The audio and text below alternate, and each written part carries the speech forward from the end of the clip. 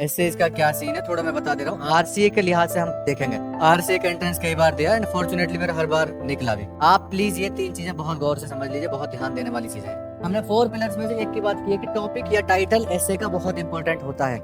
ऐसे इसका क्या सीन है थोड़ा मैं बता दे रहा हूँ। आरसीए के लिहाज से हम देखेंगे, from the perspective of RCA entrance exam that you will be appearing on 6th of June, right? On the basis of that, I will try to share some of the insights. Okay? थोड़ा थोड़ा basic कुछ बता रहा हूँ और उसी के basis पे हम लोग आगे देखेंगे।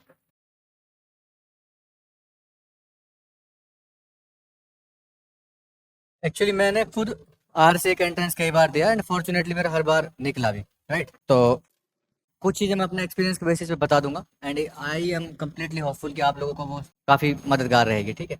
कुछ चीज़ें बता दे रहा हूँ बेसिक, फिर ऐसे पे हम लोग आएंगे। एग्जाम का पैटर्न क्या है? 60 मार्क्स का एमसीक्यू होगा, 60 मार्क्स के ऐसे होंगे, 30 मार्क्स ईच।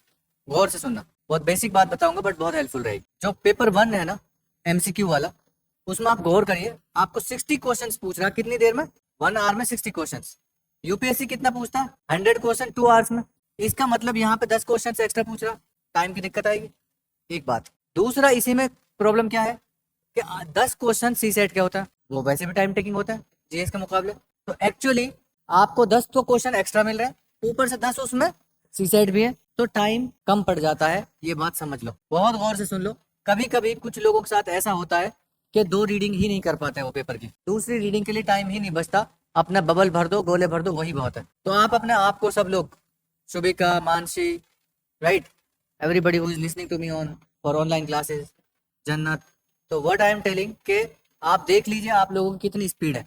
अगर आपकी स्पीड बहुत है और आप सेकंड राउंड तक आ सकते हैं तो अच्छी बात है। अगर आप नहीं आ सकते हैं तो फर्स्ट राउंड में ही मैक्सिमम क्वेश्चन आप करते चलना, ठीक है? ये बहुत अहम बात बता रहा हूँ, बहुत लोग भूल जाते हैं। तो व्हाट आई एम टेलिंग के जीएस के पेपर 1 में आपको 1 घंटा मिलता है, जो कि यूपीएससी की जब कंपैरिजन करेंगे तो कम है। वहाँ 2 घंटे मिलते हैं 100 क्वेश्चन के लिए, यहाँ 1 घंटे 50 के लिए मिलने चाहिए थे। और उसमें भी एक तो 60 है, फिर उस 60 में भी 10 क्वेश्चन सी सेट का जो टाइम कंज्यूमिंग होता है, टाइम टेकिंग होता है। तो I am telling you, GS paper 1, even if it is not tough, it will not be easy, especially from the perspective that it would be time taking. आपको समय लगेगा paper completion में, उसको आप कैसे टैकल करते हैं वो आप अभी से प्रैक्टिस करना शुरू करिए। अभी से 60 क्वेश्चन का पेपर लगाना शुरू करिए, उसमें जीएस, उसमें सी सेट भी ले लीजिए, ठीक है?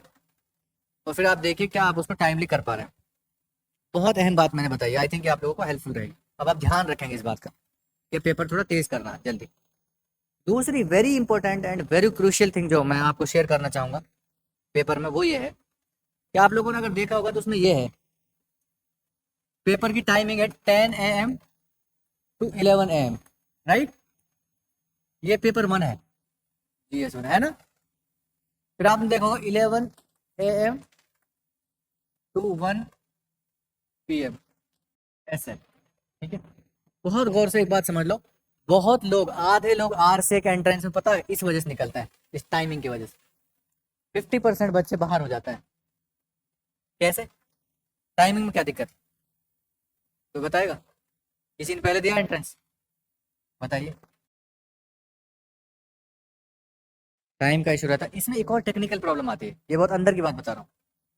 क्या होता है, पेपर मिल गया, कोई यूपीएससी का एग्जाम तो है नहीं, यूपीएससी के इन्विजिलेटर भी गलती कर देते हैं, ये तो फिर भी एक नॉर्मल ऑर्गेनाइजेशन को एग्जाम कंडक्ट कर रही है। होता क्या है कि 10 से 11 एक एक पेपर होता है, और फिर 10 से 11 एक होता है, 11 से एक दूसरा होता है। कुछ इन्विजिलेटर को ये नहीं पता होता कि 10 से 11 के बाद पेपर लेना होता है। वो पहला पेपर आपसे लेते नहीं है, दूसरा ऐसे दे देते हैं। आप लालच में 10 मिनट और ले लेते हैं पेपर 1 करने में, वही कर रहे होते हैं आप, तब तक गोला भर रहे हैं, कुछ 1-2 क्वेश्चन और ले लो, फिर आपका ऐसे कॉम्प्रोमाइज होता है, फिर आप उसमें भड़बड़ी करते हैं, क्योंकि कहीं आपको तो 3 घंटे मिलना है। कुछ इन्विजिलेटर आपसे ले लेंगे, कुछ नहीं लेते, उनको पता नहीं, उनको लगता है दोनों पेपर एक बार लेंगे 3 घंटे, और क्यों गैप तो है नहीं बीच में, फटाक से पेपर मिलता है दूसरा वाला। सब लोग समझ रहे हैं? तो ये ध्यान रखना है कि अगर इन्विजिलेटर आपसे पेपर ना भी ले तब भी आप अपने पेपर को 10 से 11 के बीच में निपटा कर रख लें। 1-8 मिनट ऊपर हो एक अलग बात है, वो आप मैनेज करिए, लेकिन 11 बजे तक आपका पेपर खत्म हो, ये बहुत अहम बात है। कई बार बच्चे इसमें 10 से 15 मिनट एक्स्ट्रा चले जाते हैं, अब यहाँ कॉम्प्रोमाइज होगा, ऐसे बहुत बड़े लेवल पे कॉम्प्रोमाइज हो जाता, ठीक है? नाउ एक और इम्पोर्टेंट पार्ट, मैं बेसिक चीजें बता दे रहा हूँ जो मैंने एक्सपीरियंस किया, कहाँ पे बच्चे लैग कर रहे हैं, कहाँ पे चीजें उनसे नहीं बन पाती हैं। एक और ऐसी गलती होती है, समझ रहे हैं बच्चे आप लोग? अच्छे से। एक गलती क्या होती है, ऐसे पेपर्स में दो ऐसे आता है, एक 30 मार्क्स का, एक 30 मार्क्स का दो, बोले टोटल 60। अब आपको पेपर क्या बोल रहा है, आपको 2 घंटे में करना है, दो ऐसे। हम कभी कभी क्या करते हैं, पहले ऐसे में इतना टाइम दे देते हैं, इतना लेंदी लिख देंगे, इतना ज्यादा लिख देंगे, 1.5 घंटे तक पहले ऐसे लिखते हैं, सेकंड ऐसे में टाइम ही नहीं मिलता। आप लोगों ने देखा है, किसी ने पहले दिया है पेपर? नहीं दिया। बहुत गहराई की बात बता रहा हूँ, बहुत लोग जब हम एग्जाम देकर निकलते थे, काफी लोग बोलते थे यार फर्स्ट ऐसे तो अच्छा लिखा, सेकंड में टाइम नहीं बचा। क्यों? आप घड़ी लेकर नहीं गए, आपको पता ही नहीं था, पहला 1 घंटे में खत्म करके हमको सेकंड पे ध्यान देना। आप प्लीज ये 3 चीजें बहुत गौर से समझ लीजिए, बहुत ध्यान देने वाली चीजें हैं। आप लोग ध्यान देंगे इस पर? सब लोग बताइए मुझे, क्या 3 चीजें मैंने बताई जो ध्यान रखने वाली है? आप बताइए। फर्स्ट पेपर 1 घंटे में कोशिश करने की हम कवर कर लें, बिल्कुल सही बात। एक आध मिनट ऊपर नीचे होगी एक अलग बात है, ठीक है। और एक्चुअली पहले में 2 बात थी कि GS1 पे आपको ध्यान रखना है कि आपको सी सेट के क्वेश्चंस भी है, आपको फिसल नहीं जाना है, ठीक है। 2 और 1 पेपर 1 और ऐसे और पेपर GS1 के बीच में गैप नहीं होता, तो कभी कभी एग्जामिनर आपको दे देता है कि आप करते रहो, और आपको टाइम लग जाता है, फिर कॉम्प्रोमाइज होता है दोनों ऐसे, ठीक है। फिर एक बात क्या है कि दो ऐसे के बीच में भी आपको पता है 2 घंटे में मुझे ऐसे ही लिखना है, पेपर 1 कर भी दिया, फिर भी अब दो ऐसे को बीच में चुनना आपको कि 1-1 घंटा दोनों को देना, उसमें 1-1 घंटा देना है, उसमें देरी नहीं होनी चाहिए। ऐसे नहीं पहले 1.5 घंटे तक लिखता जा रहा हूँ, दूसरे में कॉम्प्रोमाइज हो गया। यहाँ तक सब लोगों को बात समझ में आ रही है? ठीक है। तो ये तो एक बेसिक बात थी। अगर आप ये बेसिक लिख कर आ जाएंगे, 55-56 क्वेश्चन उधर कर लिए GS1 में, फिर ऐसे आपने डिसेंट लिख दिया, टाइम पे आपने भागा भागी नहीं की, 6 पेज 7 पेज आप लिखे एक ऐसे में, और उतने के बाद आपको लगा कि आपने मुतमईन तरीके से आपने कर दिया, तो बहुत पॉसिबिलिटी है कि आपका इंटरव्यू कॉल हो जाएगा। मैं बोल रहा हूँ बहुत सारे अच्छे कैंडिडेट्स निकल जाते हैं, तो वो मैनेज ही नहीं कर पाते हैं। वो कहीं ना कहीं 10 से 11 के बाद जो टाइम इसमें घबराएंगे, या 11 से 1 के बीच में जो दो ऐसे हैं उसमें, क्योंकि आपको ऐसे के बीच में तो एग्जामिनर आएगा ही नहीं ना, ये बोलने के लिए कि आपने एक किया या दूसरे पे क्यों शिफ्ट नहीं किए। आपकी मर्जी, एक ही छोड़ दो। कुछ लोग एक कर लेते हैं 1.5 घंटे, फिर आधे घंटे में भगाते हैं दूसरा, हो ही नहीं पाता फिर वो। ठीक है। तो ये तो मैंने बेसिक चीजें बताई कि क्या आप लोगों को ध्यान रखना है पेपर के दौरान, ठीक है। Now coming to how to write a decent essay. हमने बोल दिया ऐसे 30 मार्क्स का एक आएगा, 30 का दूसरा आएगा, 1 2, दोनों 60 का। आप सोचो कि ऐसे का वेटेज कितना। अगर कोई बच्चे की यूपीएससी की जो जीएस का सिलेबस है वो बहुत अच्छा कवर नहीं है, उसमें बहुत अच्छा नहीं ला पा रहा, मान लो उसने बस 60 मार्क्स में 25-26 लाया, लेकिन उसका ऐसे अच्छा है, अच्छा प्रेजेंटेशन है, अच्छी लैंग्वेज है, अच्छे उसको चीज समझ में आती है, अच्छे से प्रेजेंट करता है अपनी चीज। यहाँ पता चला 35-37-40 तक ला रहा, तो मिल जाता। आरसीए में 40 तक भी मिलता, 35 तो लाते हैं काफी लोग, और एक आदमी में 25 लाएगा जिसका ऐसे अच्छा नहीं है 60 में। हो गया गेम, बहुत डिफरेंस हो गया। तो ऐसे आप समझ चलो 50% वेटेज है ऐसे का, और 50 उसका, तो ऐसे बहुत अहम है। राइट अ गुड ऐसे, ऐसे राइटिंग आप अच्छा करिए। आपको ऐसे की कुछ टॉपिक्स बता देंगे, मैं बता दूंगा, या कोई क्लास और लेंगे नेक्स्ट वो बता देंगे। आज हम इसको बहुत ब्रीफ रखते हैं। How to write a decent essay मैंने एक्चुअली जो मेरे स्टूडेंट्स हैं उनको पहले बता दिया, लेकिन ऑनलाइन भी बहुत बच्चे हैं, आप लोग और कुछ यहाँ नए बच्चे आए हैं वो सुन लेंगे, ठीक है। ऐसे के लिए बहुत सारी चीज़ें चाहिए होती हैं, ठीक है, बहुत सारी पर्सपेक्टिव्स पे हमको ध्यान रखना पड़ सकता है, लेकिन मेरी नज़र में कुछ चीज़ें मैंने बनाई हैं जो ज़रूरी हैं एक अच्छे ऐसे के लिए। मैं बोलता हूँ तो 4 पिलर्स ऑफ ऐसे राइटिंग, 4 पिलर्स, इनके आधार पर आपको आप एक अच्छा ऐसे लिखते हैं, ठीक है। मैं सबको डिटेल में बताता हूँ, ठीक है। सबसे पहले ऐसे का जो टाइटल होता है, थीम, टॉपिक, ठीक है, टॉपिक या टाइटल ऑफ द ऐसे, ये बहुत जरूरी है। टाइटल या टॉपिक ऑफ द ऐसे क्यों जरूरी है, आप बताएंगे दोस्त? तेज बोले, कोई बात नहीं भाई। कोई ऐसे का टॉपिक आएगा, वो हमारे लिए समझना पढ़ना क्यों जरूरी है, उसको अच्छे से कि ये पूछ क्या रहा है। अगर आपने टॉपिक को ही ढंग से नहीं समझा, तो हम कैसे उम्मीद लगाएं कि हम एक अच्छा ऐसे लिख पाएंगे? नहीं लिख पाएंगे ना, ठीक है। जैसे मैं पहले भी बताता हूँ, फिर बता रहा हूँ आज क्लास में, क्या होता है कभी कभी एक जनरल टॉपिक होती है, जैसे poverty anywhere is a threat to peace everywhere, ये ऐसे यूपीएससी में एक बार आया हुआ, ठीक है, ये टॉपिक है। Poverty anywhere is a threat to peace everywhere. अब इसमें दो चीजें होंगी, ठीक है, जो समझने वाले हैं। कुछ बच्चे क्या करेंगे, बिना सोचे समझे शुरू करेंगे, इंडिया की चीजें बताएंगे बहुत सारी। इंडिया में इतनी पॉवर्टी है, इंडिया में इतना माल न्यूट्रिशन है, इंडिया में इतने लोग भुखमरी से मरते हैं, इतने लोग खाना नहीं खाए बिना खाए सोते हैं, बहुत सारी चीजें बताएंगे आपको। तेंदुलकर कमेटी की रिपोर्ट बता देंगे, है ना, रंगराजन की रिपोर्ट बता देंगे, मल्टी डायमेंशनल पॉवर्टी इंडेक्स में इंडिया कैसे परफॉर्म करता है, फिर और भी चीजें बताएंगे, बहुत सारी बातें बताएंगे। लेकिन मैं बस ये कह रहा हूँ कि इस टॉपिक में कहीं कोई इंडिया की बात है? वो सिंपल कहा उसने कि poverty anywhere is a threat to prosperity या पीस एवरीवेयर, पीस कह लो प्रॉस्पेरिटी कह लो। तो ये तो जनरल टॉपिक था ना, फिर हमने जबरदस्ती उसको इंडिया का क्यों बनाया? नहीं है ना अच्छी बात। आप जनरल टॉपिक जनरल बात रखिए, पूरी दुनिया की बात करें। आप बताइए कैसे मिडिल ईस्ट में अगर पॉवर्टी आएगी, अगर सीरिया में पॉवर्टी आएगी, अगर मिडिल ईस्ट में वॉर चलेगा, वॉर चलने की वजह से तो वहां पे डिस्ट्रक्शन होगा, डिस्ट्रक्शन होगा तो पॉवर्टी होगी, और जब पॉवर्टी होगी एक इलाके में, तो India, Pakistan, Bangladesh, USA, Europe, सब जगह की पीस खाए गायब हो जाए। कैसे बताइए, कैसे? हाँ और हाँ हाँ हाँ हाँ हाँ। अब इंपॉर्टेंट रिसोर्सेज वहां से आते हैं, गैस गैस रिसोर्सेज वहां से आते हैं, पेट्रोलियम रिसोर्सेज वहां से आते हैं, वहां पे डिस्टरबेंस क्रिएट हुआ, पीस यहाँ की भी गई, लोगों में होर्डिंग शुरू हो गई, लोग ब्लैक मार्केटिंग शुरू करने लगे, लोग बोलते हैं ना उसको रश शॉपिंग करने लगे कि यार पता नहीं बचे ना बचे, गैस रहे ना रहे, तो अल्टीमेटली पीस तो यहाँ की डिस्टर्ब हुई। तो ऐसे ही आप बता सकते हैं, और भी आप बता सकते हैं, जैसे अगर किसी एक कंट्री में, अब कल को पाकिस्तान में पॉवर्टी हो जाए तो हमारे लिए अच्छी बात नहीं है। अगर वहां पे पॉवर्टी होगी तो फिर वहां से लोग माइग्रेट करेंगे,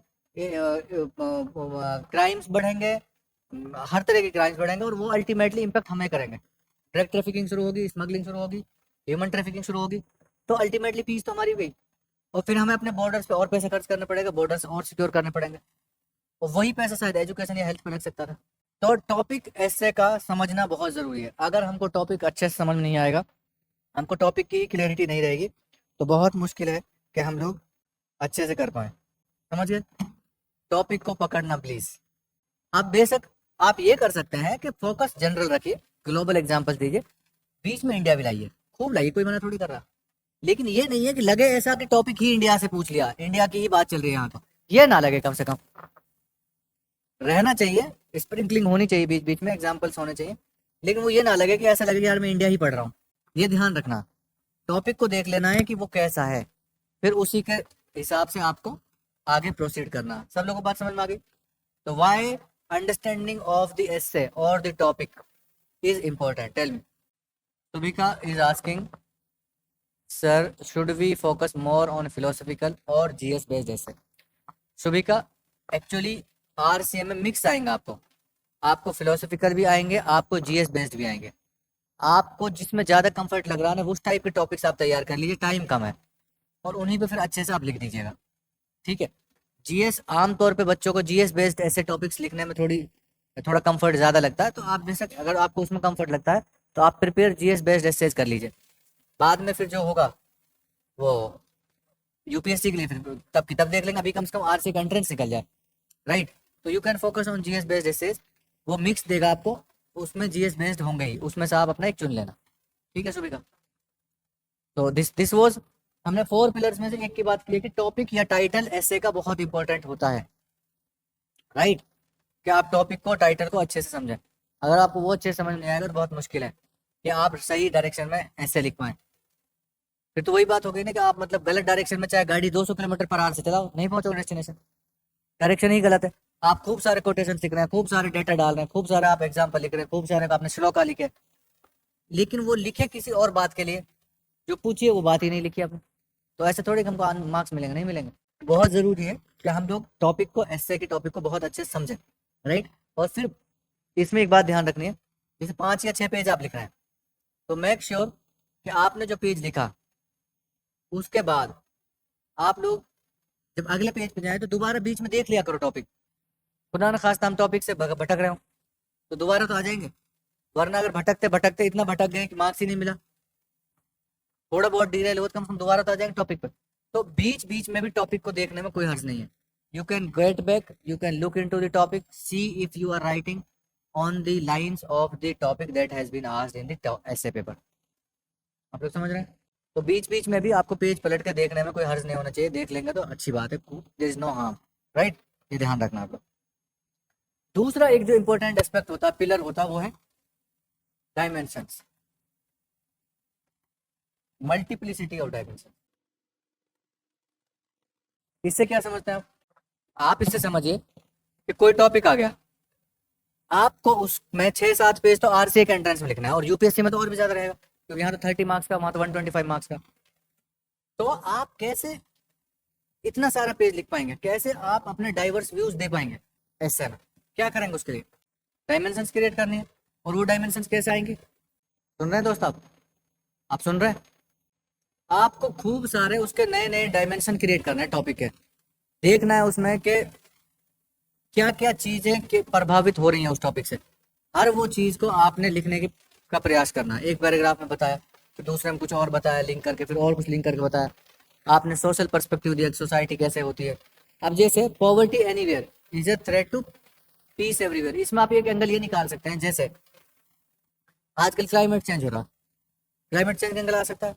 क्लाइमेट चेंज की वजह से क्या हो रहा, बहुत सारी ट्राइबल सोसाइटीज इम्पेक्ट हो रही है। जैसे एक गुजरात में एक ट्राइब है, ठीक है, वो वहां पे पानी पहले ही कम था और ज्यादा पानी कम होते जा रहा है क्योंकि क्लाइमेट चेंज हो रहा। वो लोग अब वहां से माइग्रेट करके दूसरी जगह जा रहा है। आप बताओ, ट्राइबल जो अपनी जगह नहीं छोड़ता है, उन लोगों को अपनी जगह छोड़नी पड़ रही है, तो उनकी तो पीस गई ना, they are losing their peace. If you are losing your shelter, you are losing your home out of compulsion, not willingly. If you are doing it out of compulsion, that means you are losing your peace. तो there has been a loss of peace. सब लोग समझ रहे हैं? ठीक है। फिर second, इसमें एक और पर्सपेक्टिव दे सकते थे, कैसे डिजास्टर्स जब आते हैं, घर चले जाते हैं, मकान चले जाते हैं, ठीक है, उसकी वजह से क्या होता है, वहाँ के लोकल लोगों का एम्प्लॉयमेंट चला जाता है, ठीक है, एम्प्लॉयमेंट चला जाता है, घर टूट जाता है, मकान टूट जाता है। उसके बाद वहाँ की जो पॉवर्टी आ जाती है। अब वहाँ पे जब पॉवर्टी आएगी तो पॉसिबिलिटी है कि दूसरी जगहों पे नुकसान होगा। या तो हो सकता है क्राइम्स बढ़ जाए, ठीक है, सोसाइटी में, क्योंकि लाइवलीहुड के लिए आदमी कुछ गलत भी करने लग जाता है, कभी कभी अपॉर्चुनिटीज नहीं होती। या ये हो सकता है कि दूसरी सोसाइटी, वहाँ का जो इम्पैक्ट है दूसरी सोसाइटी पे कैसे पड़ सकता, कि जो सरकार पैसा इकट्ठा करती है, जो टैक्स के फॉर्म में पैसे लेती है, जो दूसरे कहीं लगना चाहिए था, कहीं पे एक रोड बनना था, आप सरकार के एक रोड नहीं बनाएंगे, पहले यहाँ पे जो डिजास्टर है यहाँ की सोसाइटी को अपलिफ्ट करना। तो अल्टीमेटली इम्पैक्ट तो वो सोसाइटी हुई ना जहाँ पे डिजास्टर आया ही नहीं, वहां पर रोड बनना था, अब नहीं बन रहा। तो यहाँ पे पॉवर्टी और पीस को लिटरल नहीं लेना, एकदम लिटरल नहीं समझना। पीस का मतलब पीस, आप कोई चीज नुकसान हो रहा है आपको, वो भी एक लॉस ऑफ पीस है। आपको कोई बेनिफिट मिलना तो वो नहीं मिल रहा, वो भी यहाँ पे इम्प्लिसिटली लॉस ऑफ पीस है, ठीक है। इसके अलावा बताइए आप लोग, कोई डायमेंशन खूब सारे क्रिएट कर देंगे, एथिकल पर्सपेक्टिव डालना, मॉरल पर्सपेक्टिव डालना, जो जो डाल सकते हैं डालना। अब गरीबी क्या है, एक मॉरल डिग्रेडेशन सोसाइटी का तो है। अगर जो देश में मुकेश अंबानी है तो देश में कोई भिखारी कैसे हो सकता है? उसी देश में वही संविधान, वही रिसोर्सेज, वही अपॉर्चुनिटीज, मुकेश अंबानी देश दुनिया के अमीरों में एक है, लेकिन फिर उसी देश में इतनी गरीबी कैसे हो सकती है? तो ये हमारी सोसाइटी की मॉरल डिग्रेडेशन। तो कहीं ना कहीं सोसाइटी एज अ होल सब ने मिलकर कहीं ना कहीं वीकर सेक्शंस को उठाने का काम नहीं किया। अगर कर रहे होते तो इतना डिवाइड नहीं होता कि कोई इंसान, दुनिया के सबसे अमीर लोगों की गिनती हो रही है तो वहीं उसी देश में 25% लोग गरीबी की जिंदगी जी रहे हैं। इसका मतलब हम लोगों ने कहीं ना कहीं, कॉर्पोरेट्स ने या सिविल सोसाइटी ने कहीं ना कहीं वीकर सेक्शंस को अपलिफ्ट करने का प्रयास पूर्ण रूप से किया ही नहीं। जो होना चाहिए था, कोशिश होनी चाहिए थी, हुई नहीं। ये मोरल वाला एस्पेक्ट भी आ गया। तो आपको बहुत सारे डायमेंशंस क्रिएट करना है। एक सिंपल कहावत है एसे को लेकर कि more the dimensions you create better your essay will be. आपको ज्यादा से ज्यादा डायमेंशंस क्रिएट करने हैं, अच्छे एसे आपको लिखना, ठीक है। इसके अलावा, ठीक है, ये दो चीजें हो गई। तीसरी चीज क्या होती है जो मैं बताता हूँ, तीसरा पिलर क्या है, कोहेरेंस, ठीक है। आज मैं इन्हीं चीजों पर ध्यान दूंगा, ज्यादा नहीं करेंगे हम लोग, ठीक है। कोहेरेंस का मतलब क्या होता है? खैर, कोहेरेंस तीसरा पिलर है। जो बहुत ज़रूरी है एक अच्छे ऐसे के लिए। एक तरीके से तो हिंदी में बोले जाए लयबद्धता, लय कितनी अच्छी है आपके ऐसे की, आप फ्लो कितना अच्छा मेंटेन करते हैं। एक अच्छे फ्लो के लिए क्या होना चाहिए, लिंक सा लगे, टूटा नहीं, बहुत अच्छा। एक थॉट आप लिख रहे हैं, एकदम से आपने बात की अमेरिका की, फिर फटाक से आपने बात कर दी नेपाल की, कैसे, पता ही नहीं चला क्यों, क्यों कहाँ से। There should be some linkage, कोशिश करनी है ऐसा लिंकेज हो कि थॉट एकदम से एब्रप्टनेस नजर ना आए कि यार ये बात थी, अब ये कैसे, लो आप ये कैसे करेंगे। एक ऐसे में कोहेरेंस लाने के लिए आपको क्या करना पड़ेगा, देखो दोस्त, कनेक्टिंग वर्ड से कुछ हद तक आप काम कर सकते हैं, लेकिन आप थॉट थोड़े बदले, कनेक्टिंग वर्ड से आप पैरा ही तो कनेक्ट कर सकते हैं, थॉट आपका एब्रप्ट है, फिर उसके लिए क्या करेंगे, बताइए कौन बताएगा। हाँ, बहुत शानदार। आपको एक रफ वर्क करके आपको ब्रेनस्टॉर्मिंग कर लेनी है कि पहले मैं ये बात करूंगी, जैसे मैंने क्लास में पहले भी समझाया। अगर मैं आपसे पूछूं कि आप अपना इंट्रोडक्शन दीजिए, आप दीजिए, इंट्रोड्यूस योरसेल्फ, ये कोहेरेंस। अब मैं देता हूँ इंट्रोडक्शन, ठीक है। मैं टीचर हूँ, मैंने पीएचडी की है, और अभी मेरा एक सिविल सर्विस में सिलेक्शन हुआ है, तो मेरा नाम मुकर्रम खान है। ये भी इंट्रोडक्शन, कोहेरेंस नहीं थी ना। जो पहले बताने की सबसे पहली बात, अपना नाम बताता, फिर मैंने क्या क्या है, अभी क्या कर रहा हूँ, क्या मुझे पसंद है, ऐसे मैं बताता। जो चीज़ सबसे पहले थी वो मैंने सबसे चौथे नंबर पे बताई है। तो बात मैंने भी सारी वही कही है जो उन्होंने कही है, क्या कर रही है, क्या किया हुआ है, अभी क्या कर रही है, क्या नाम है, मैंने भी सारी बातें वही बता दी, लेकिन मैंने हैप्पीजार्ड मैनर में, मेरे में कोई ऑर्डरलीनेस नहीं थी बात में। And orderliness is very important for a decent essay. आप अच्छा ऐसे नहीं लिख सकते अगर आप ऑर्डरलीनेस आपके ऐसे में नहीं है, ठीक है। कोहेरेंस का मतलब यही है दोस्त कि आपकी बातों में ऑर्डरलीनेस हो, एक बात के बाद दूसरी बात शुरू हो, उनके बीच में कनेक्ट हो, समझ रहे हैं। कोहेरेंस के लिए दो चीज़ें करनी है, कनेक्टिंग वर्ड्स का यूज़ करना है, everybody on online classes, connecting words का यूज़ करना है, although, simultaneously, similarly, likewise, however, therefore, ये सब कनेक्टिंग वर्ड्स होते हैं, but you can just use them to connect your paragraphs. However, what more needs to be done to connect your thoughts, which is more important? Connecting thoughts can be possible by one method. And that is, what is that one way of connecting? Oh, अच्छा ठीक है. Someone is writing. Coherence means the dimensions in essay should look like a part of the whole. And very good, Jana Singh. Good. Coherence actually means what I said, what we discussed. She has also put the same point. Coherence means the dimensions in essay should look like a part of the whole and not segmented. They should not be disjointed. They should be appear to be one, a single unit, right? All the thoughts should appear to be a part of a single unit. Good, Jannat. Thank you. तो हम लोग क्या बता रहे थे कि आप connecting word से पैराग्राफ्स कनेक्ट कर सकते हैं, लेकिन अगर आपको थॉट्स कनेक्ट करने हैं तो थॉट्स की कनेक्टिविटी के लिए आपको क्या करना पड़ेगा, थॉट्स की कनेक्टिविटी के लिए आपको कोशिश करनी है ब्रेनस्टॉर्मिंग करके पहले ही बेसिक लिख लेना कि इंट्रोडक्शन में मैं कोई एनेक्डोट दूंगी, उसके बाद मैं ये बात बताऊंगी, फिर मैं पॉलिटिकल पर्सपेक्टिव दूंगी, फिर मैं एक हिस्टोरिकल पर्सपेक्टिव दूंगी, और कोई कल्चरल दूंगी, फिर मैं इकोनॉमिक जो भी होते हैं pastel approach type, technological aspect आजकल नया चल जा रहा है, एआई का कुछ लिंक हो सकता है क्या, ये सब करना, science and technology, all these things. फिर मुझे यहाँ तक भी देखना कोई मॉरल सोशल एथिकल पर्सपेक्टिव में अगर दे सकता हूँ तो वो मुझे देना।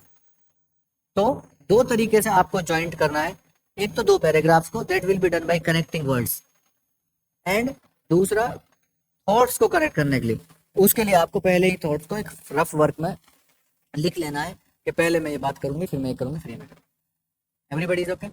और बताइए, यहाँ तक ठीक है सबका मसला? लास्ट है एक फोर्थ पिलर, जैसे एक तरीके से थीसिस कह लो उसको, एंटी थीसिस। एक बात ध्यान रखना, ये चीजें हैं जो हमने अपने ऑब्जर्वेशन से बनाई है, कोई और इंसान कुछ इसी बात को कुछ और तरीके से भी कह सकता है, कोई जरूरी नहीं वो ऐसे ही कहे, राइट। अब इसमें एंटी थीसिस से क्या समझ रहे हो आप, थीसिस या एंटी थीसिस से क्या समझते हो, इसका मतलब क्या है? हाँ, मतलब जैसे कोई चीज कही गई, फॉर एग्जाम्पल कहा जाए कोई टॉपिक है, मान लीजिए ऐसा टॉपिक है, क्या है, media is the fourth pillar of democracy, ऐसा टॉपिक आता है, आप बताएंगे उसका सारा कि कैसे फोर्थ पिलर है, कैसे वो काम करता है, कैसे वो डेमोक्रेसी को जगा के रखता है, कैसे अपोजिशन को वॉइस देता है, कैसे गवर्नमेंट को अकाउंटेबल बनाता है, कैसे आजकल नॉर्मल स्ट्रीट का कोई न्यूज़ है तो वो भी एक नेशनल न्यूज़ बन सकता है, कैसे आम आदमी को मीडिया वॉइस देता है, ये सब आप बताएंगे। तो ये जो फोर्थ पिलर है जिसको एंटीथेसिस अगर कहें, आप ये भी तो बताएंगे कि कहाँ कहाँ ये कभी कभी रास्ते से भटक जाता है। ये है फोर्थ पिलर ऑफ डेमोक्रेसी, हम कहाँ मना कर रहे हैं, लेकिन कुछ चीजें ठीक भी तो करनी है इनको। येलो जर्नलिज्म चल रहा है, सनसनीखेज मतलब खबरें चलती हैं, वो क्या बोलते हैं, टीआरपी स्कैम चलता है, राइट। इनफैक्ट यहाँ तक के वो लोग वैल्यू कर लेते हैं कि बार बार टेलीविजन पे इस पर्सनालिटी एक्स को अगर हम दिखाते हैं तो लोग ज्यादा व्यू करते हैं, पर्सनालिटी वाई को दिखाते हैं तो लोग वाई नहीं करते। तो चाहे न्यूज भी ना हो पर्सनालिटी एक्स के बारे में, वो न्यूज बनाएंगे क्योंकि उसको लोग ज्यादा देखना पसंद करते हैं। तो that is TRP, television rating point, right. तो टीआरपी का जमाना है। टीआरपी स्कैम भी अभी आपने देखो 5-6 साल पहले बहुत न्यूज में चल रहा था, कैसे लोग आर्टिफिशियली टीआरपी अपनी बढ़ा रहे थे। तो आपको फिर ये भी तो बताना है कि where the media actually falls, where it does not go as per the requirement, तो वो भी तो आप बताएंगे। हाँ, मानसिक कौशल, point in favour and point in against of topic against, हाँ ठीक है, वही मैं एक्चुअली बता रहा हूँ। तो हमको एक थोड़ा सा दूसरा पर्सपेक्टिव भी एक देना है। कभी भी ये नहीं है कि हमने जो टॉपिक पूछ ली बस पूछ के फ्लो करके खत्म कर दिया, आपको उसका दूसरा पर्सपेक्टिव क्रिएट करके देना है। तभी तो पता चलेगा कि भाई हम एक न्यूट्रल तरीके से बात बता रहे हैं। हमने बताया कि मीडिया फोर्थ पिलर है डेमोक्रेसी का, लेकिन हम ये भी जानते हैं कि उसमें कुछ चैलेंजेस हैं, कुछ लिमिटेशंस हैं जो कि ठीक करने की जरूरत है। सब लोग समझ रहे हैं? ठीक है, यहाँ तक सब बात समझ में आ गई। तो ये 4 चीजें कौन समझाएगा एक बार शॉर्ट में, क्योंकि हमारे पास आज यही है, फिर हम और चीजें कुछ बताएंगे। बताइए, फिर इनको शायद मैं 2-4 मिनट में और प्रिसाइज करके बताऊँ। बताइए, बिना देखे इनको समझा दीजिए थोड़ा सा, आप समझाएंगे चारों चीज़। बताइए, सब लोग सुन रहे हैं? सही बात, वेरी गुड।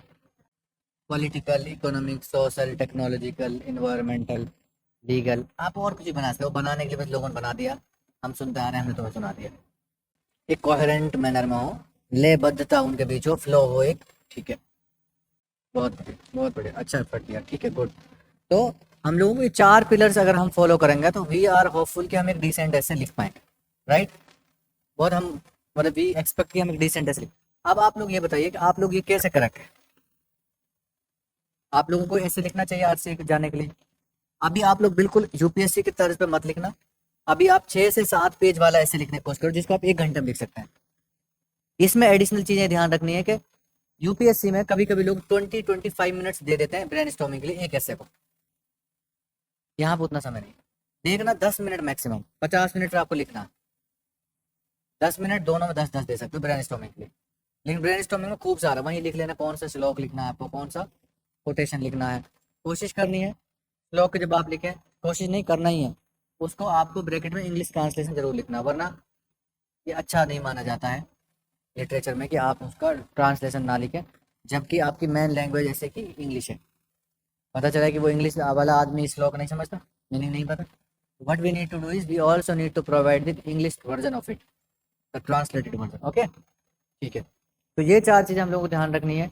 एक अच्छे से टॉपिक को पढ़ना है, टाइटल को समझना है, अगर बीच में हमको कोई हो सके तो हमको बीच बीच में टॉपिक को पलट के भी देख लेना, तीसरे पेज में चले के फिर देख लेना, हाँ टॉपिक से साथ ही जा रहा हूँ मैं, 10 सेकंड देने में कोई हर्ज नहीं है, बजाय इसके कि मेरी टॉपिक पूरी लाइन से बाहर चली जाए, गलती हो जाए, खराब हो जाए, सब समझ रहे हैं। वैसे ही हम लोगों को क्या ध्यान देना है कि हम मैक्सिमम डायमेंशन क्रिएट कर पाएँ, ज़्यादा से ज़्यादा डायमेंशन हम लोग लिख पाएँ, क्योंकि जितनी डायमेंशन आप क्रिएट करेंगे उससे पता चलता है आपकी जो थिंकिंग है, आप कितना डाइवर्स तरीके से आप सोच पाते हैं।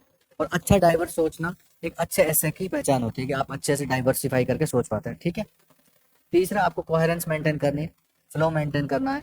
ऐसा नहीं लगना चाहिए कि आपकी गाड़ी उबड़ खाबड़ ऊपर नीचे हो रही है, ऐसा होना चाहिए कि एकदम आप बहुत स्मूथली कार जा रही है, और वो तभी जाएगी जब आप अपने थॉट्स को ऑलरेडी एक सही तरीके से लिख पाएंगे, उनको ब्रेनस्टॉर्मिंग करके लिख देंगे जब आप, ठीक है। चौथा, एंटीथेसिस क्रिएट करके देनी है, इसका मतलब ये है कि अगर कोई भी चीज़ है उसका एक दूसरा पर्सपेक्टिव जरूर बनेगा और वो पर्सपेक्टिव आपको निकाल के देना है, ठीक है। ये चीज़ है। किसी के पास आर से पी वाई क्यूज है ऐसे के हैं, टॉपिक्स लिखे हैं किसी ने, एनीबॉडी? एक बार सर्च करो, मैं सोच रहा हूँ 10 मिनट में एक एटलीस्ट हम लोग देख लें, 10-15 मिनट। हाँ ये कई सारे हैं, जैसे ये 2018 से 24 के बीच के हैं कुछ, मैं बता दे रहा हूँ। Pressure is the privilege, it only comes to those who are need, kind of philosophical है। The best way to predict the future is to create it, ये ऐसे हैं। Death is the great equaliser of human beings, ठीक है। Equaliser, सभी मरेंगे, सब बराबर। Globalisation of social science is the death of global critical society, ये 2024 का है। अच्छा, चेंज तो हो ही रखा है ना, देखो ना, जो तुम बता रहे थे दो ही है, तो दो ऑप्शन आएंगे, सेक्शन ए में दो होंगे, सेक्शन बी में दो होंगे, और दोनों में से एक चूज करना। जैसे सेक्शन 1 हम देख लेते हैं, सेक्शन 1 में दो थे, life is not about having good cards but playing your poor card well, very good, बहुत अच्छा। Digital sovereignty in globalised world, challenges and opportunities, बहुत सही है, ये तो हम लोग पढ़ते ही रहते हैं। इन दो में से कोई एक चूज करना है आपका, कौन कौन सा है? Life is not about having good cards but playing your poor card well, अच्छे से। दूसरा, digital sovereignty in a globalised world, challenges and opportunities, इसमें से एक चेंज कर लेंगे, ठीक है। और देख लेते हैं सेक्शन बी क्या था, सुनिए भाई आप लोग गौर से। Climate justice, balancing environmental and economic development, ये तो बहुत पूछता है, डेवलपमेंट वर्सेज एनवायरमेंट, ये सब। Social media influence on democratic process and civil discourse, ये भी social media, kind of social media पे एक है। इसमें से आप लोग बताइए कौन से हम डिस्कस करें, वही करेंगे, आपको जो लग रहा हो। हाँ, ये फर्स्ट वाला करें, चलिए। फर्स्ट एक ऐसे है, फिलोसफिकल ऐसे, इसको देखते हैं। Life is not about having,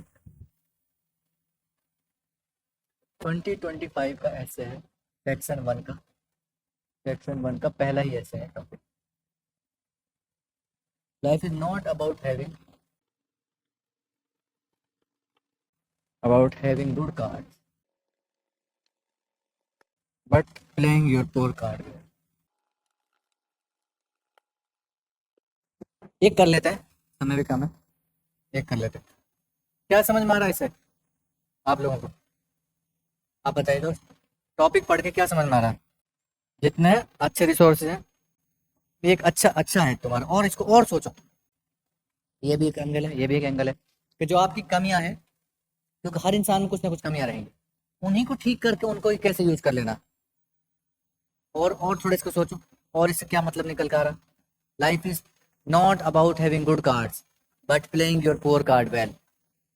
आपने नहीं देखा कभी कभी क्या होता है ताश के पत्तों में, वो इंसान भी जीत जाता है जिनके पास ना तो रानी आई थी, ना राजा आया, ना इक्का आया, तो वो खिलाड़ी अच्छा, वो अपने जो बुरे कार्ड है उनको भी अच्छे चूज कर रहा। यहाँ भी सोचो ऐसे कुछ इस तरह से सोचो। कभी जैसे महेंद्र सिंह धोनी जब क्रिकेट खेलते थे, तो तुम जो लड़के लोग ज्यादा क्रिकेट फॉलो करते हैं, तुमने कभी ऑब्जर्व किया होगा, धोनी उस खिलाड़ी से काम ले देता था जो किसी काम का नहीं होता था। कभी कभी उससे बॉल कराएगा जिसने कभी की नहीं और विकेट भी ले लिया। ऐसी फील्डिंग सेट करेंगे कि यार इस आदमी का ये यहाँ से इसे फील्ड कर पाएगा, उसको वहां काम लेना है। तो आप कैसे, आपके पास जो नॉट सो गुड रिसोर्सेज है उनको भी कैसे बेस्ट यूटिलाइज कर सकते हैं, इसको और सिंप्लीफाई करो, इसको मैं सिंपल वर्ड्स में देखो। एक Adam Smith, father of economics बोला जाता है, एडम स्मिथ। तो एडम स्मिथ ने किताब लिखी थी, और उस किताब में ये कहा था कि कभी भी रिसोर्सेज हमेशा कम ही रहेंगे। तुम्हें पता मुकेश अंबानी के पास भी पैसों की कमी है, पता तुम लोगों के बात? नहीं लगता तुम लोग, मुकेश अंबानी के पास पैसों की कमी है, वो कैसे? बिल्कुल वो भी, और आप समझो अगर उसके पास पैसों की कमी नहीं होती तो और पैसे लाकर वो नंबर 1 नहीं बन जाता, एलन मस्क से ज्यादा नहीं रहता हीरो। इसमें तो बस कमी है, वो और चाहता है। अगर कमी नहीं होती तो बिजनेस बढ़ा रहा और आगे बढ़ाना चाहता, वो भी तो बैंक से लोन लेता है, अगर होते तो बैंक नहीं लोन नहीं लेते वो कभी। एक्चुअली रिसोर्सेज आपकी अपनी जो जिस सिचुएशन में, उसमें आपको हमेशा कम लगेंगे, आपको उस वक्त हमेशा कम लगेंगे। जब आपकी कैपेसिटी ऐसी होती है, बहुत कम करते हैं आप 33-35 हज़ार रुपये, तो अब आपको गाड़ी खरीदनी होती है ऑल्टो, और ऑल्टो के लिए उतना पैसा नहीं होता, राइट। फिर जब आपकी एक्चुअली सैलरी 2 लाख हो जाती है, फिर आपको फॉर्चुनर खरीदनी होती है, आप फॉर्चुनर वाले पैसे नहीं। Always we will be short of some resources, मैं गलत तो नहीं कह रहा, क्योंकि जब आप 2 लाख कमाए फिर आपको ऑल्टो एक्चुअली नहीं चाहिए। अब एक इंसान है जो गांव में एक सरकारी स्कूल से पढ़ा, 12th किया, ग्रेजुएशन किया, वहीं सरकारी से पढ़ा, फर्स्ट जनरेशन लर्नर है, गांव में कभी कोई पहले उससे पढ़ा नहीं, उसके लिए कांस्टेबल का एग्जाम निकालना या प्राइमरी टीचर बनना सरकारी उतना ही चैलेंजिंग है जितना एक इंसान जिसके फादर आईएएस है, मदर आईपीएस है, उसके लिए आईएएस बनना। वाली बात कहूँ, कभी कभी तो वो उससे भी ज्यादा एक्चुअली चैलेंजिंग है। कहने को बेशक आईएएस बना, मुश्किल एग्जाम निकाला, लेकिन उनके जो हालात हैं उनके लिए वो भी ऐसा था जैसे उसने कोई आईएएस ही निकाला हो, समझ रहे हैं? ये सुभिका सिंह बोल रहे हैं, please provide a list of important essay theme particularly for essay RC. Subhika, ये हम लोग करेंगे some time opportunity from the challenge, ठीक है। ये भी सही है, पूछ रहा था बस।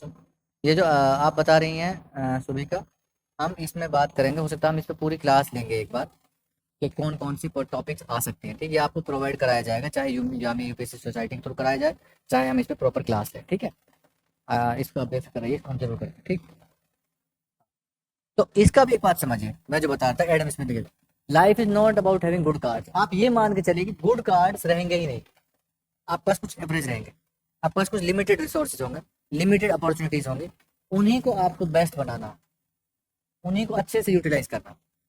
राइट, कम रिसोर्सेज है, आपने कभी कभी देखा होगा, जैसे बहुत देसी अंदाज में बताऊं कि sometimes you will see people having too many cars, घर है, बहुत पैसा भी कमाते हैं, लेकिन गए तो आपको मज़ा नहीं आया, they are not well maintain, sofa सही से नहीं लगा हुआ, घर में टॉयलेट्स क्लीन नहीं है, आपको नहीं मज़ा आया। But then there is somebody who earns very meagre amount of money, बहुत कम पैसे कमाते हैं, बट दे आर डिसिप्लिन, घर है, साइड में बड़े सलीके से चीज़ें लगी हुई हैं, कारपेट है, सोफा है, you find you get good vibes. तो वही तो कह रहा है ये टॉपिक कि आपके पास जो लिमिटेड है, आप उन्हीं को बेटर यूटिलाइज करो, उन्हीं का ऑप्टिमम यूटिलाइजेशन करो, आप अच्छा कर लेंगे। वही है एग्जैक्टली, आपके पास नहीं होगा कभी कि आपके पास हमेशा सब कुछ अच्छा हो। राइट, अगर आप सही से देखें तो none of us is complete, we all of us have some limitations, और उसके लिए हम लोगों को एक्चुअली बेटर करना। तो इसको आपको क्या समझना है, इस पर ध्यान देना है। तो की टर्म गुड कार्ड्स, राइट, और फिर ये एक प्ले वर्ड पे ध्यान देना है। प्ले का मतलब यहाँ एक्चुअली यूटिलाइजिंग है वो पोर कार्ड वेल, कि हाँ आपके पास कभी, आप ये मान के चलिए कि लाइफ आपको इतना नहीं देगी कि सब कुछ आपके फेवर में चलता रहे, सब कुछ आपके पास हो, बट इतना जरूर देगी कि लिमिटेड के आप उनसे कुछ बेहतर कर सकते हैं, you can get some better results, that will of course be there. Right, तो ये फिलोसफिकल आप ऐसे लिखेंगे, आप चाहें तो इसमें कोई एनेक्डोट से शुरू कर सकते हैं, जैसे बताइए। बिल्कुल, बिल्कुल वही वही मेरे दिमाग में आ रहा था, और कोई किसी के दिमाग में? बहुत बहुत अच्छी, वो भी है, बहुत बढ़िया, वो भी वाला मंगलयान वाला आप बता सकते हैं कि कितने हमारे पास लिमिटेड रिसोर्सेज थे, हमारे पास उतनी भी एडवांस टेक्नोलॉजी नहीं है जो यूरोपियन स्पेस एजेंसी के पास है या नासा के पास है। बावजूद उसके we had the courage, we had the confidence, we had that dedication, we had that discipline, and we actually had those dreams to be one of the few countries in the world to come up with such a plan and programme. और हम लोगों ने कोशिश की, तो हमने अपने cards जो भी हमारे पास था हमने उनको बेटर यूटिलाइज किया। हमारे पास रिसोर्सेज कम थे, फिर हमारे पास डेडिकेशन ज़्यादा था। हमारे पास रिसोर्सेज कम थे, टेक्नोलॉजी उतनी एडवांस नहीं थी, लेकिन हमारे ड्रीम्स बड़े थे। तो what we had dreams, here dreams can be poor cards but we use them better. Right, we did not have the best of the technology, we did not have the best of the human resources, but we had the best of the dedication, तो we could utilise them. आप बता रहे थे APJ Abdul Kalam साहब वाला example, उनसे शुरू कर सकते हैं। कितने एक रामेश्वरम, एक आइलैंड है, मेनलैंड से कट ऑफ है, वहां पे पढ़ना, फिर उसके बाद बेस्ट टेक्नोलॉजी में, डीआरडीओ में, बेस्ट इंस्टीट्यूशंस में काम करना, उसके बाद देश का प्रेसिडेंट होना, and one of the most efficient presidents होना, पीपल्स प्रेसिडेंट कहलवाना। सरकार जब भी जरूरत पड़ी he took a clear stand, and he was an active president. वो एक अलग था, मतलब he had limited resources, but जो थे उनको उन्होंने यूटिलाइज किया। आप कभी कलाम साहब को देखे, स्पीच सुनना उनकी कोई पुरानी, when he speaks English, that accent, that Tamil accent is still there. He did not shed that Tamil accent, but still he could grieve up. He could be one of the few chosen few sons of Mother India. उतना कौन achieve करता है, कितना ही। He is one of the personalities जो सब लोग accept करते हैं कि ही वाज ग्रेट। हिंदुस्तान में किसी सिंगल आदमी को इतनी पॉपुलैरिटी मिल जाएगी, सब उसको ग्रेट कहते हैं, ये बहुत मुश्किल है। इतनी डाइवर्सिटी है, किसी ना किसी को किसी ना किसी तरीके की कोई प्रॉब्लम होगी। सचिन तेंदुलकर को लेकर देश बटा रहता है, नहीं यार बहुत स्लो खेलता था, नहीं यार उसकी फिर जो तारीफ करते हैं, भाई सचिन तेंदुलकर जैसी टाइमिंग नहीं थी, इज गॉड ऑफ क्रिकेट। भाई वो बिना एम्पायर के आउट से होते थे तो चले जाते थे। दूसरा कोई क्या, नहीं यार वो तो 150 बॉल में सेंचुरी करते थे, नहीं यार वो अपने लिए खेलते थे, ये बहुत चलता है। तो the country is divided, but you will hardly find a person who would be criticising Abhijit Gujral. Right, तो बहुत चोजन फ्यू लोग इस देश में मिलेंगे जिनका क्रिटिसिज्म ना मिले और लार्जली उनका एक्सेप्टेंस हो, और डिस्पाइट की लास्ट में तो पॉलिटिकल फिगर भी रहे, तो he was the president. Political होने के बाद तो आप वैसे ही डिवाइडेड होता है। राइट, तो इस तरह के टॉपिक्स में आपको क्या करना है, आपको कोई एनेक्डोट टाइप कर लेना, खूब सारे फिर एग्जाम्पल्स के साथ बताना है, फिर आपको बताना है कि कैसे लाइफ में सारी अपॉर्चुनिटीज हमको नहीं मिलेंगी, लेकिन जो हमारे पास होगा हमको उनको बेस्ट और इफेक्टिव यूटिलाइजेशन उनका हमको करना है, ताकि बेस्ट रिजल्ट हम लोगों को मिल सके। समझ गए? इसका इस तरह के टॉपिक का बहुत मुश्किल होता है कि एंटीथीसिस आप क्रिएट करें। ठीक है, क्या नेगेटिव बन जाएगा इसका, बहुत मुश्किल है। बताइए। हाँ, मैं वही जानना चाह रहा हूँ कुछ। चलो ठीक है, अच्छा, good.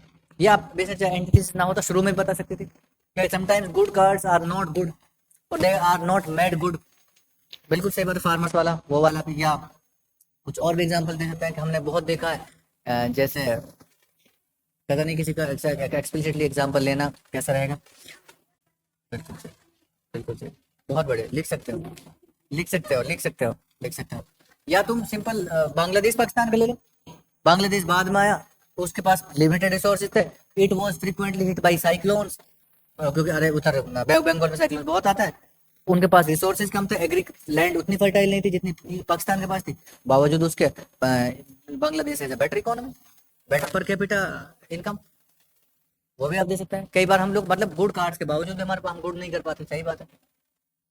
Japan, Bushrai Singh, Japan. Japan का पॉजिटिव लिख सकते हैं। It is a country which was marred by world war 2। Nuclear bombs उस पर गिरे, दुनिया भर की सुनामी आती है। 2011 में सुनामी आई थी, राइट। फिर तुम्हारे वहाँ पे साइक्लोन्स आते हैं जिनको वहाँ पे टाइफून्स बोलते हैं, इतने कॉमन है वहाँ। ठीक है, छोटे छोटे आइलैंड्स में कंट्री बटा हुआ। बट डिस्पाइट ऑल दो चैलेंजेस, उनके पास एवरेज कार्ड्स हैं। वो कार्ड्स क्या है जिनको गुड यूटिलाइज करता, अपनी जो ह्यूमन कैपिटल है उसका बेस्ट यूटिलाइज करते हैं, उनको एजुकेट करते हैं। अगर आपने बीच में एक वीडियो बहुत वायरल हुआ था, तुम्हें पता हो तो, जापान में एक रिमोट गांव में कोई फैमिली रहती थी और उस गांव में स्कूल नहीं था, और उस बच्ची को जब एज हुई स्कूल पहुंचने की तो माँ बाप भेजे कैसे? सरकार को ये बात इन्फॉर्मेशन में आई कि कोई बच्ची 5 या 6 साल की हुई है जिसको स्कूल जाना। तो actually there was a special railway track built उस एक लड़की को लेके जाना। तो उनके पास इतने चैलेंजेस है, बावजूद उसको कह रहे हैं चैलेंज कोई बात नहीं है, एक इंसान इसको भी पढ़ाना है, इसका भी एक का मतलब क्या है, तो अधिकार इसका भी, और ये भी तो कल को देश में कंट्रीब्यूट करेगी, तो उसका भी हम लोग लिख सकते हैं, राइट। सारे चैलेंजेस को उन्होंने टेक्नोलॉजी पे कैसे काम किया। One of the finest technology world में आज उनकी मानी जाती है। वियतनाम का एग्जाम्पल है, राइट। सर बहुत सारे एग्जाम्पल होते हैं। साहुल अच्छा एग्जाम्पल, राइट। बुशरा तबस्सुम बोल रहे हैं जापान अर्थक्वेक प्रोन एरियाज है, बेस्ट टेक्नोलॉजी, बिल्कुल सही बात है। इनफैक्ट अर्थक्वेक्स के साथ डील करने के लिए अभी अगर किसी के पास दुनिया में बेस्ट टेक्नोलॉजीज अवेलेबल है तो जापान ही है। उन्होंने इस तरह की कुछ टेक्नोलॉजीज बना रखी हैं कि बिल्डिंग फ्लेक्सिबल हो जाती है, राइट। क्या क्रिएट किया? हाँ, वो उन्होंने कई सारी चीज, कहीं कहीं वो लकड़ी का यूज कर रहे हैं ताकि डैमेज उतना ना हो। कई सारे मल्टीपल टेक्नोलॉजीज वो यूज कर रहे हैं, राइट। तो this is all how you will actually come up. ये आपने जो बताया एंटीथेसिस को बोल दिया, ठीक है, काइंड ऑफ, ठीक है। और बताइए। फिर इसमें आपको पर्सपेक्टिव्स क्रिएट करना है, वो आप जितना आप दिमाग खोलेंगे जितना आप कर सकते हैं, एंडलेस है फिर वो, उसका कोई एंड नहीं है, ठीक है। तो कंक्लूडिंग रिमार्क्स आप बता देंगे कुछ इस तरह से कि इंसान या ह्यूमन बींग्स या कंट्रीज एज ए होल या सोसाइटीज के पास जो रिसोर्सेज हैं उन्हीं में फाइंड करने की कोशिश करें कैसे उन्हीं को बेस्ट किया जा सकता है, राइट। अब ट्राइबल सोसाइटीज भी हैं, उनके पास मेडिकल फैसिलिटीज उतनी नहीं है, लेकिन जो जो भी है जैसी तैसी भी है, उनको उन्होंने भी कुछ डेवलप कर रखा है, बीमारी उनमें भी होती होंगी और शायद वो हर्बल मेडिसिन का कुछ यूज करते हो। मैं बहुत बेसिक चीजें बता रहा हूँ, ऑनलाइन वाले बच्चे अगर सुन रहे हैं, मैंने कोई ऐसी बहुत बहुत अलग बात नहीं बताई है, लेकिन आपको एग्जाम में अच्छा करने में बहुत हेल्पफुल रहेगा। आप लोगों को कैसे, अब ये गलतियां सब लोग करते हैं, आप लोग, अगर मैं नहीं बताता। आप 10 से 11 के बीच में पेपर करते, 11 के बाद कोई एग्जामिनर पेपर लेने नहीं आता आपसे, पेपर 1, और फिर आप 10-15 मिनट ऐसे वाले खाते हैं और यहीं पर आप पेपर से आउट हो जाते हैं, ठीक है। फिर अगर आ भी जाता है एग्जामिनर और पेपर 1 आप दे देते हैं, तो आप पेपर 2 में क्या करेंगे, इतना फ्लो चलता है, आप लोग घड़ी नहीं देखते हो, ऐसे का पहले को इतना लिख देंगे, 1.5 घंटा 1.25 घंटा उसमें दे देते हैं। कोशिश करनी है घड़ी पे नज़र बराबर रखनी है, हर 5-7 मिनट में देखते रहना, और जैसे 1 घंटा होने को आए उसके 5-7 मिनट पहले से अपना कंक्लूजन लिखना शुरू करो। हीरो नहीं बनना है, ऐसे ठीक लिखना है। हमको सारी नॉलेज एक ऐसे में नहीं डालनी, दोनों में डालनी है, ठीक ठीक डालनी है, बड़ी ठीक है। हाँ, तो हम अभी क्या बता रहे थे, वो हम ऐसे का कुछ देख रहे थे, राइट, ये चीज़ है। तो हाँ, कंक्लूडिंग पार्ट हम बताते हैं कि थोड़ा सा ऐसा वे फॉरवर्ड टाइप का भी हो सकता है, फॉरवर्ड लुकिंग अप्रोच भी हो सकती है, कि कैसे सोसाइटीज़ को लिमिटेड रिसोर्सेज के बाद भी अपने जो अवेलेबल रिसोर्स इनको मैक्सिमम यूटिलाइज करना। शमीम, जैसे वो वाला भी हम लिख सकते हैं, कैसे कई बार हमारे पास गुड कार्ड्स होते हैं बट हमारी जो पब्लिक पॉलिसीज ऐसी होती हैं या एक्सटर्नलिटीज, वर्ड समझते हैं आप लोग, एक्सटर्नलिटी, नेगेटिव एक्सटर्नलिटीज कुछ इस तरह की होती हैं कि हमारे गुड कार्ड्स गुड रह ही नहीं पाते। जैसे एग्जाम्पल बताए, कौन बताएगा इसका? हाँ, हो सकता है, बिल्कुल अच्छे बता रहे हो आप, बिल्कुल। बस चूंकि अभी वो कॉन्सेप्ट इम्प्लीमेंटेड नहीं है तो मैं उसको, मैं चाह रहा हूँ ऐसे बता के चल रहा है। एक एग्जाम्पल इसका नहीं लिखता है, झारखंड के पास कितने रिसोर्स है जिसको हम गुड कार्ड्स काउंट कर सकते हैं, फुल ऑफ रिसोर्सेज, बावजूद उसके one of the Lagarde states में काउंट होता, राइट। आप ये समझिए कि कितने रिसोर्सेज के बाद भी यह चीज है।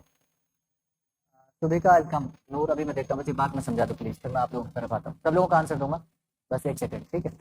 हाँ, तो how this example can be further initiated, how Jharkhand despite having so many good cards, so much of resources, externalities कुछ इस तरह की रही, पॉलिटिकल इंस्टेबिलिटी कुछ ऐसी रही, करप्शन इस तरह का रहा, एडमिनिस्ट्रेटिव सर्विसेज अच्छी नहीं रही, कि वो गुड कार्ड ही उसके लिए बैड कार्ड कर गए और हम उनको कभी यूज ही नहीं कर पाए। इसी तरीके से अगर आप देखेंगे कुछ स्टेट्स ऐसे जिनमें बहुत सारे रिसोर्सेज नहीं, but they are thriving, that will good. Haryana inland state है, कोई पोर्ट नहीं है, सिर्फ agriculture dependent, but it's thriving, बहुत अच्छा करा। पंजाब के पास एक पोर्ट नहीं है और बल्कि फॉरेन बाउंड्रीज भी लगती है, कहीं ना कहीं वो भी इम्पैक्ट करती हैं, बीच में मिलिटेंसी भी बढ़ी थी, फिर वहां पे ड्रग्स भी है, बट देखो तो इकोनॉमिक प्रॉस्पेरिटी भी है, एजुकेशन भी है, बहुत सही है, तो they have utilise their resources despite the challenges. Punjab के पास क्या चैलेंजेस नहीं थे, सारे चैलेंजेस थे, पार्टीशन ब्लो था, पार्टीशन का इफेक्ट बहुत सालों सालों, 10 सालों 20 साल चलता रहा, फिर उसके बाद 80s में वहाँ राइट्स होने लगे, फिर मिलिटेंसी बढ़ी 80s 90s में, बहुत तेज वाली मिलिटेंसी थी, फिर अभी वहाँ पे देखो तो ड्रग्स बहुत कॉमन चल रहा है, बट बावजूद इसके ये चैलेंजेस हैं, ये बैड कार्ड्स हैं, लेकिन वो लोग जो भी अवेलेबल रिसोर्स है उनको अच्छे से यूज करने की कोशिश करें, ये चैलेंजेस हैं। हम ये सब लिख सकते हैं, लिखेंगे आप लोग? अब मैं थोड़ा ऑनलाइन वाले बच्चों को क्वेश्चन लेता हूँ, एक second. How many words to write per essay और पैराग्राफ? देखिए पैराग्राफ आप अपना देख लीजिए कितना बड़ा आप लिखते हैं, 50 40 to 50 वर्ड, लेकिन एक ऐसे 700 वर्ड्स बोलता है आरसी, आप 700 से 1000 के बीच में कहीं लिख दीजिए, चल जाएगा, ठीक है। 700 में कभी कभी पूरी बात नहीं कह पाते, but right somewhere around 1000 word, ठीक है। दूसरा तबस्सुम, ऑनेस्टी किस कॉन्टेक्स्ट में कह रही हैं आप, एक बात थोड़ा बताइए। तो विकास सिंह, इंडिया डेमोग्राफिक डिविडेंड, बहुत बढ़िया, बट नो यूटिलाइजेशन, हाँ ये भाई समझो, डेमोग्राफिक डिविडेंड बहुत अच्छा सुबह, थैंक यू। ये हमारा क्या गुड कार्ड है, लेकिन गुड रहा ही नहीं। 65% of India population is below 35 years of age, young age है, वर्किंग एज है, लेकिन हम क्या कर रहे हैं, इतनी अनस्किल्ड पॉपुलेशन है, वर्ल्ड बैंक के हिसाब से only 5.4% of India working population is formally skilled. अब ये अलग बात है, मैकेनिक गाड़ी बना देता है आपके, लेकिन उसमें कभी कोई डिग्री नहीं होती, तो फॉर्मल स्किल नहीं हो, तो इसीलिए कभी कभी देखोगे कोई ना कोई एक्सीडेंट्स होते रहते हैं, क्योंकि ना वो हैंड ग्लव यूज करते, ना आंखों के लिए कोई गॉगल्स यूज करते, बहुत सारी बीमारी हो जाती है। फॉर्मली स्किल्ड होता तो ये बात बताई जाती कि क्या करना।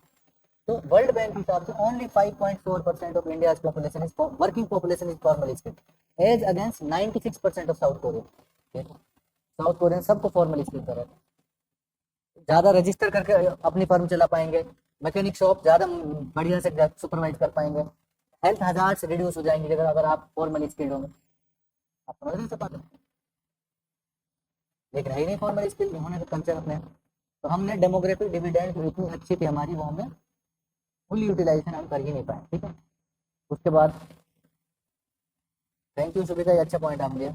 No even being a good educationist criticise being as a backward class, even being a good educationist, ये समझ नहीं आया हमको, आप बताइए।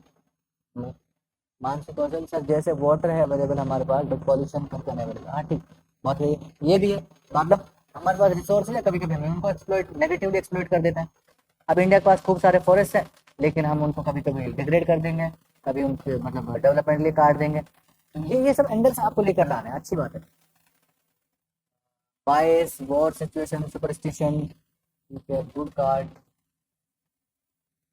Good honesty good card, but there also corruption. It's a good card, but they did not continue on it.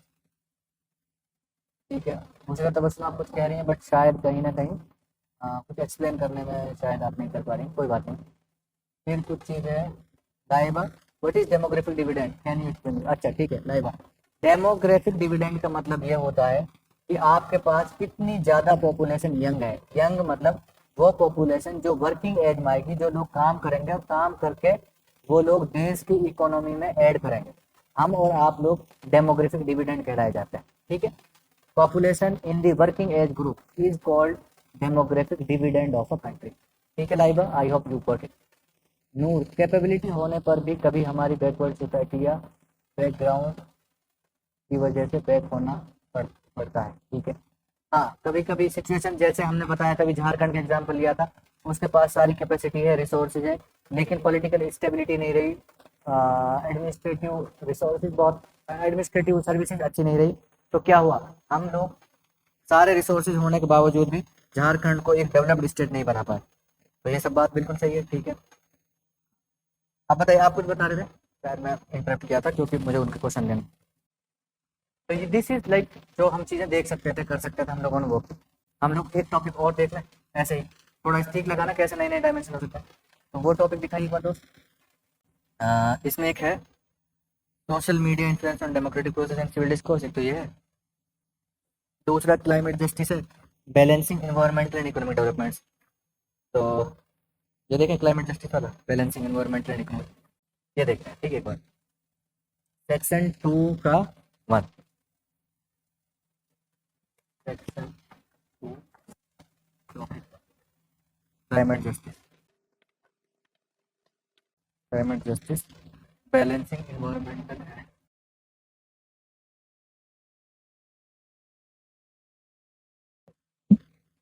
हाँ, एक बार इसको थोड़ा देख लीजिए, climate justice balancing environmental and economic development.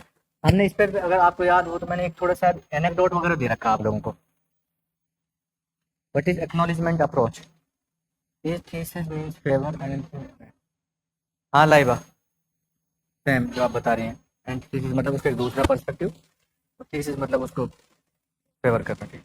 बिल्कुल जन्नत, बहुत बढ़िया, बहुत अच्छा आपने पर्सपेक्टिव दिया।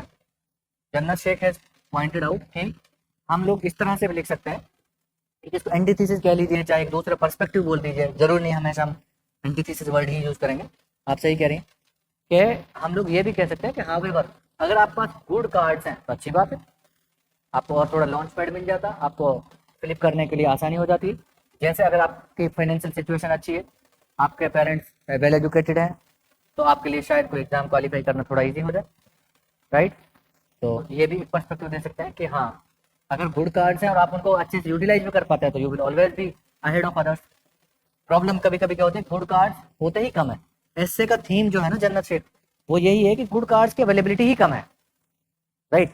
और ये मान के चले इंसान की उसके पास गुड कार्ड्स कम होंगे, और जितने भी कार्ड्स हैं, जो भी अवेलेबल कार्ड्स होंगे, वो उन्हीं को बेस्ट यूटिलाइज करेगा, ठीक है। बस थोड़ा सा ये देख लीजिए, climate justice balancing environment and economic development. मैंने एक बार इस पे ग्रेटर थनबर्ग का कुछ लिखवाया, अगर आप लोग पता हो क्लास में, कैसे फ्राइडेज फॉर फ्यूचर मूवमेंट उन्होंने चलाया था। हर फ्राइडे को स्कूल स्किप करती थी और स्टूडेंट्स पार्लियामेंट के बाहर वो कैंप लगाती थी। ये कहती थी लीडर्स को कि मुझे आपसे कुछ नहीं चाहिए, बस आप जो क्लाइमेट रिलेटेड डिसीजन मेकिंग करते हैं वो रेशनल होनी चाहिए, और क्लाइमेट को बचाइए। और वो मूवमेंट एक सिंगल लड़की ने शुरू किया था, that became a global movement, right. फिर वो क्या नाम से जाना गया, फ्राइडेज फॉर फ्यूचर, कि हम स्कूल नहीं जाएंगे, हम फ्राइडे को तो हम प्रोटेस्ट करें, ताकि लीडर्स को समझ में आए कि हमारा फ्यूचर कैसे बचाना। खैर, उस तरह की चीज़ आप कर सकते हैं। अब यहाँ पे देखिए, climate justice balancing environmental and economic development, ये हम कैसे करते हैं। क्लाइमेट जस्टिस का मतलब क्या है कि भाई इस तरीके से हमारी जलवायु होनी चाहिए कि कोई चीज़ नेगेटिवली इफेक्ट ना, हर living being, non living being, हर जो भी पार्ट ऑफ इकोसिस्टम है, उनके अधिकार उनको मिले। क्लाइमेट, ऐसा मान लीजिए हम पेड़ काट रहे हैं, क्लाइमेट इम्पैक्ट होगा। हमारी सोच क्या है, यार पेड़ काटे क्लाइमेट इम्पैक्ट होगा, पेड़ कटने की वजह से बारिश कम होगी, यार हमारी तो फसल नहीं होगी। हमने कैसे सोचा इसको, हमारी फसल नहीं होगी। अब हम अगली बार बोलेंगे सरकारों को पेड़ मत काटिए, क्यों, क्योंकि बारिश कम होती है, पेड़ों की वजह से बारिश होती है, और बारिश कम होगी तो हमारी फसल कम होती है, इसलिए आप पेड़ नहीं काटेगी सरकार। सरकार मान गई ये बात, लेकिन क्या हमने सही किया, हमने ये सही इसलिए नहीं किया क्योंकि हमारी सोच क्या है, हमारी सोच ये थी पेड़ इसलिए नहीं काटना है क्योंकि बारिश नहीं होगी, और बारिश नहीं होगी तो हमारी फसल अच्छी नहीं होगी। बल्कि हमारी सोच ये होनी चाहिए थी कि पेड़ इसलिए नहीं काट रहे हैं, उसमें millions and billions of other living species रहते हैं, किसी का घोंसला है, किसी का घर है, किसी की लाइफ है, सोइल अच्छी होती है, उससे सोइल को कंजर्व करके रखता है, सोइल इरोजन नहीं होने से। एक ही पर्सपेक्टिव तो रखे, ठीक है, बिल्कुल। तो हम क्यों अपने ही तरीके से क्यों सोचे कि all the resources are meant for us, we should be global in our perspective. के हर लिविंग बीइंग का राइट है, वो हमको सही लगा अपने लिए बस, सबके लिए नहीं। तो क्लाइमेट जस्टिस जब होगा जब हमारे एफर्ट्स क्लाइमेट को प्रिजर्व करने के इस तरह के हों कि जितने भी लोग हैं वो सब उसका बेस्ट यूटिलाइजेशन कर पाए, किसी को कोई नेगेटिवली हार्म ना हो। We need development but also secure our climate, like Aravalli बचाओ, नर्मदा बचाओ, बिल्कुल वही आ रहे हैं हम दूसरा, we are coming to the same thing, right, thank you. तो हम क्या बता रहे हैं यहाँ पे, बेसिकली बैलेंस करने की जरूरत है इन्वायरमेंट और इकोनॉमिक डेवलपमेंट को। ये कैसे हो,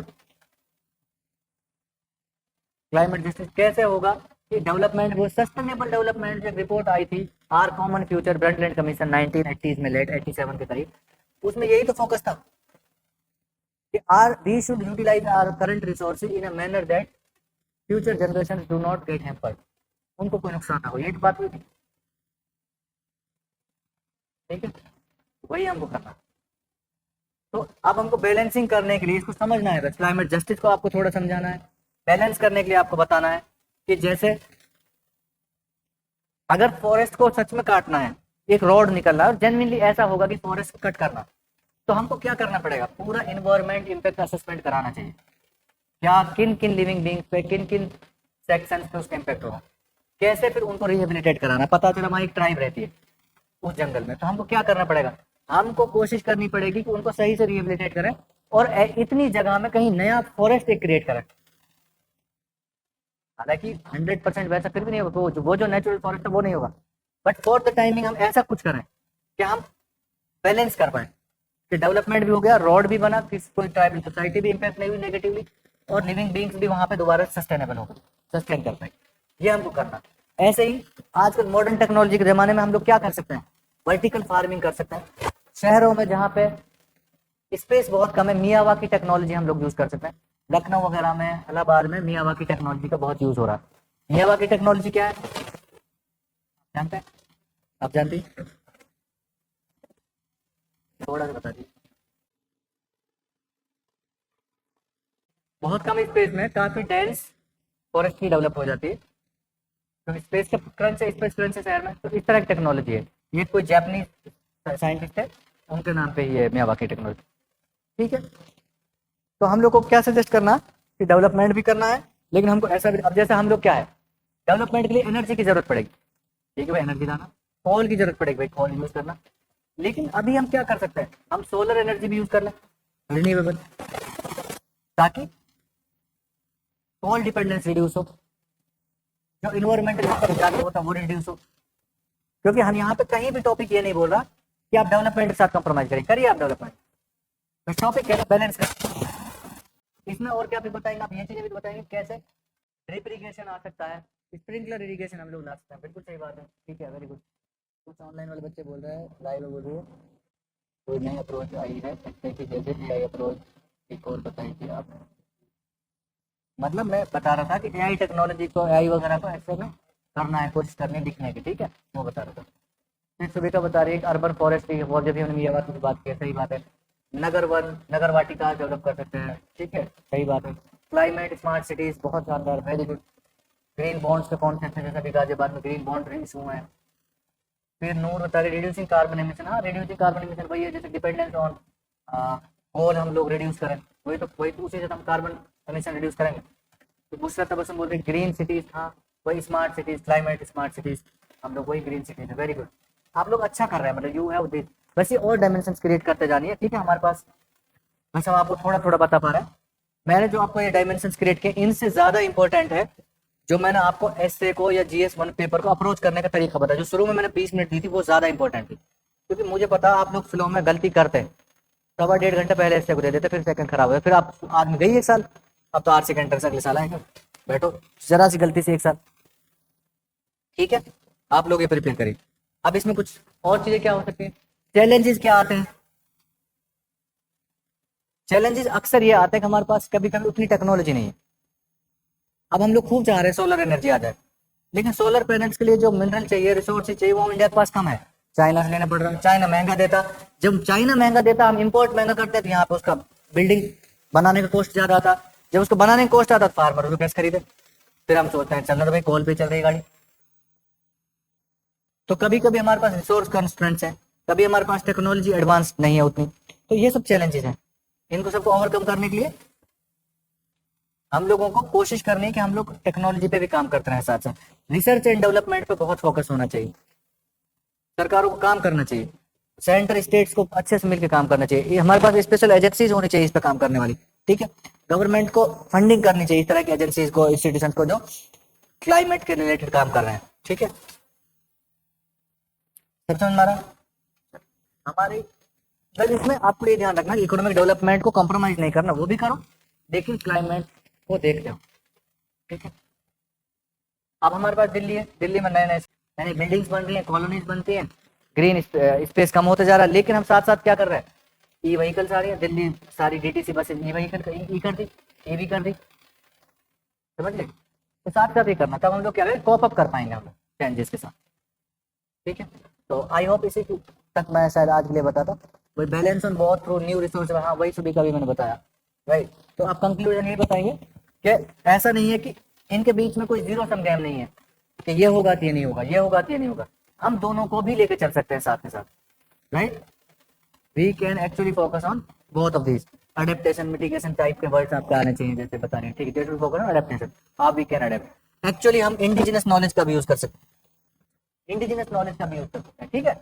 इंडिजिनस नॉलेज टैंक्स बनाते हैं, जोहड़ बनाते हैं, कैसे हम अपने अपने लोकल रिसोर्स को बचा कर सकते हैं, ठीक है।